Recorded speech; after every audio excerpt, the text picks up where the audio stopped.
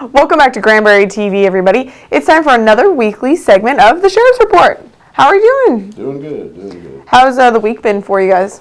Well, it's hadn't been real terrible busy, but we've got a few things to talk about today. And, got the SWAT team a new armored personnel carrier. So, Awesome. we can use it for all kinds of different things, and it's from the military. So just got that the day before yesterday, and I've been on a waiting list for that for about a year and a half, I guess. Wow. And they called about 2 weeks ago and said, the time has come, do I still want one? And I said, yeah, as long as they're not wore out. And this one's been all rebuilt. It was a 2012 Model 1.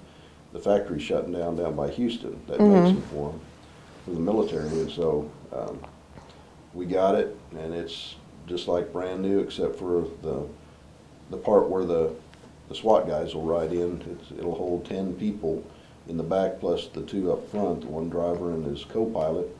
So that'll help get the SWAT team safely to, if somebody's shooting at us or shooting at somebody, we'll be able to get in there safely because it's all armored. It's a very tall vehicle, so back in, what year was it, 2006 or 7 when we had the floods, if you remember what water was and rain and flooding, it was a long time, but I had to ask that the military come in with some of those, they're called 5-ton 6-bys, armored, or not armored personnel carriers, but personnel carriers, to get through the high water to help rescue people over in Lake Granbury Harbor that time. Right. Well, now we've got a vehicle that we can do that with also. Extremely heavy, so high water, fast-moving water isn't going to bother it a bit. And main reason I got it was for the SWAT team. For years I've tried to figure out how I could afford a $250,000 armored truck, but can't do it. So we've improvised over the years, and now we've finally got this vehicle.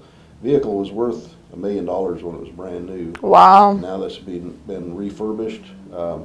Price tag on it was $733,000.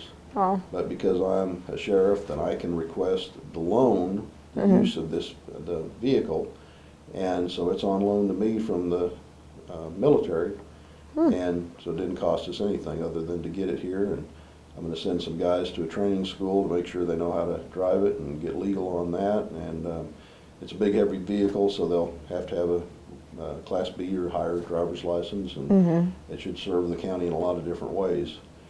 A year or so ago, we got, well, probably close to 2 years ago now, we got 4 Humvees, and it was the same thing, military surplus, and I was able to get it, and we utilized those in a lot of different ways over the years when it's been snowy, icy, and then we used them, all 4 of them last year when we had the tornado to get around over in Rancho Brazos. And so served the county really well, and got a number of other things like a forklift that the road ops uses, and it's been a great asset, and none of this stuff cost us anything. Right. I was able to ask it, make the request and get it. It didn't cost the taxpayers anything, so Awesome. other than for us to put fuel in them when we need them to use them.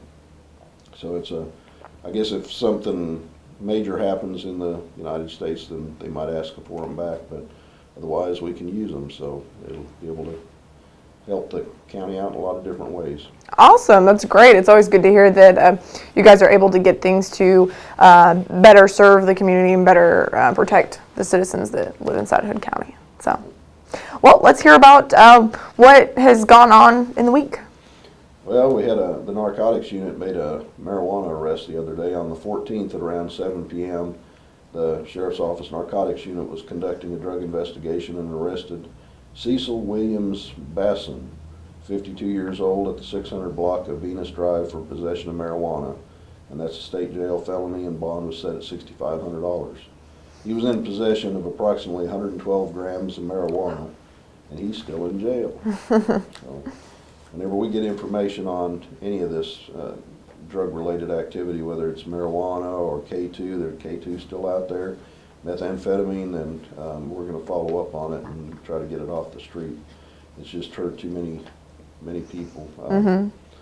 We're helping, my investigators are helping Johnson County with a case on a guy that apparently had some drugs in his system, and they're trying to figure out if it was a murder or if it was accident, and it's looking like maybe it's going to end up being an accidental thing just because he was under the influence of possibly K2. And that K2, it affects everybody a little different, and some people it just gives them that high, but there's others that it drastically affects them. We've had people in this county that have used it, kids, and they've been paralyzed for a period of time, had seizures.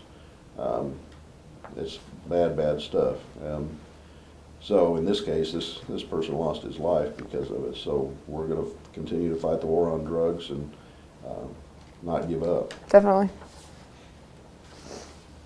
We had a man that was arrested for threatening a woman with a knife on the 11th around 4:30 p.m.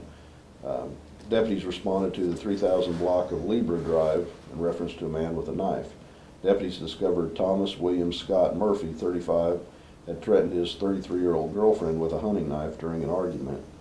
The victim was not injured during the incident, but Murphy was arrested and charged with aggravated assault with a deadly weapon, and that's a felony too. Bond was set at $50,000. So he's still in jail.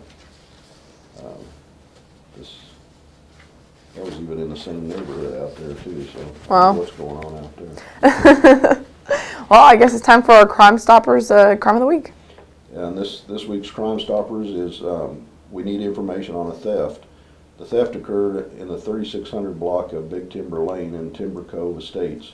On or about March 18, 2014, unknown persons removed the complainant's green and white Pelican Pursuit 120, Pelican Pursuit 120, and it's a 12-foot kayak from his driveway. The value of the theft is $600. So anyone with information on this theft is asked to contact Crime Stoppers at 817-573-TIPS. Or you may go online to Hood County Crime Stoppers website, hoodcountycrimestoppers.com, to submit a tip online. Text a tip to tip 129 plus your message to 74637. All tips remain anonymous, and upon arrest and an indictment, you could receive up to a $1,000 reward. So, somebody wanted to go joyriding in a kayak, I guess. Apparently so. Well, hopefully somebody out there has some information on this crime, or maybe some of the other ones, and hopefully you guys bring them to justice. Is there anything else you want to talk about before we wrap up here today? I guess the fire marshal was unable to come around to give you some information, but I know yesterday there was a unfortunate fire out in the Toller area, and so fortunately nobody was hurt. We had the person, the occupant that lived there, had broke his hip a while back, and then he broke his leg after he was recovering from that, and he's still not in very good condition, and his house caught fire, so he had to crawl out through the window, and elderly guy, and his wife had got out, and she was in a different part of the house, and she was able to get out and get around and help get him through the window, and then they lost their cell phones and couldn't get to the regular phones, and so it was a delayed time in calling for help. So they lost their home out there just on the other side of Toller. I think it's actually in the Toller city limits, but so it was very unfortunate, but the fire marshal was working on that. They were extremely busy this week, so I guess he probably won't have time to come in and talk to you. They've been running from one thing to the next, so it's unfortunate, but at least nobody lost their life. Exactly.